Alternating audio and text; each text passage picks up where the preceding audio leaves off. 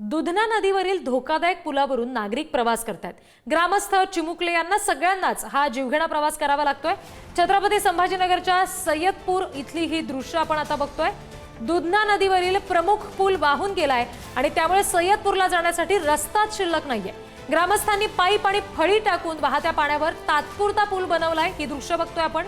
शाळकरी मुलं, वृद्ध, महिला यांना याच दुधना नदीवरच्या खळखळत्या पाण्यावरच्या धोकादायक पुलावरून ये-जा करावी लागते। प्रशासनाने याकडे लक्ष द्यावं, पर्यायी व्यवस्था द्यावी अशी मागणी ग्रामस्थ करतात।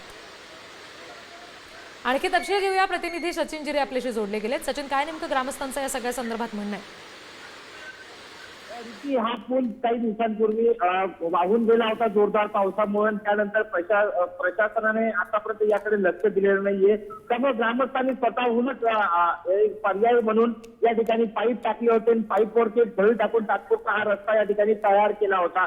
मात्र हा धोकादायक रस्ता आहे, कारण की जोरदार पाऊस सुरू असल्याने पावसाची पाण्याची पातळी वाढतच चालली आहे। त्यामुळे धोकादायक प्रवास करावा लागतो या सर्व गावकऱ्यांना, कारण की हा गावाला जोडणारा प्रमुख पूल आहे आणि तोच पूल या ठिकाणी वाहून गेल्यामुळे आता नागरिकांना मोठी गैरसोय तर होतच आहे, शिवाय हा धोकादायक देखील हा पूल बनलेला आहे। प्रशासनाने तातडीने पर्यायी रस्ता म्हणून काहीतरी ठोस असा रस्ता बनवून देण्यात यावा अशी मागणी आहे, जेणेकरून जर लक्ष दिलं गेलं नाही लवकरच या पुलावरती तर पुढे काहीतरी अनर्थ देखील घडू शकतो अशी देखील या शक्यता आहे। कारण की हा पावसाचा जो पाणी आहे वाढत चाललेला आहे, त्याच्यावरून धोकादायक असा प्रवास या ठिकाणी नागरिकांना करावा लागतोय।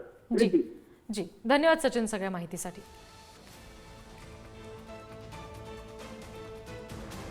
Thank you.